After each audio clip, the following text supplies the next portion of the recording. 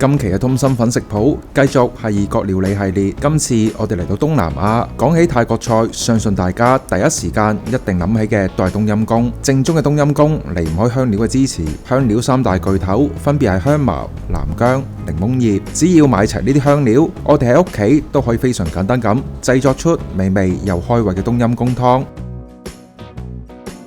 至於意粉方面，我哋選用咗嚟自意大利嘅意粉品牌 Pasta Bolsolasco。Pasta Bolsolasco 生產嘅意粉精選高品質小麥，使用傳統青銅模具人工手製。而家為咗令每位顧客都可以更具性價比咁體驗到高品質意粉嘅魅力，我哋聯同品牌方特別推出全場意粉限時特惠，歡迎大家點開評論區嘅鏈接購買。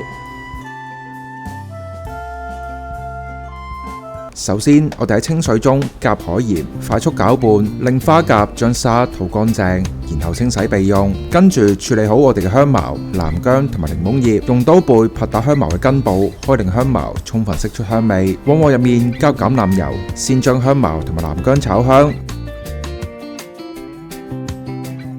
然後加番茄仔、草菇、指天椒一齊炒香。最後加冬陰功醬，往鍋入面加清水同埋檸檬葉，然後用魚露同埋砂糖調味，慢火燉煮15分鐘。喺煮冬陰功嘅同時，我哋可以開始煮通心粉。往鍋入面加適量嘅海鹽，將通心粉煮12分鐘後留起備用。冬陰功煮得差唔多之後，我哋夾起檸檬葉，夾花甲，將花甲煮至全熟。關火加椰漿同埋酸甘水攪拌均勻，再根據個人嘅口味用魚露同埋砂糖作最後嘅調味。最後將煮好嘅冬陰功湯淋喺通心粉上面，再灑上適量嘅番西碎。今日我哋呢度充滿泰國風情嘅通心粉料理就算完成啦。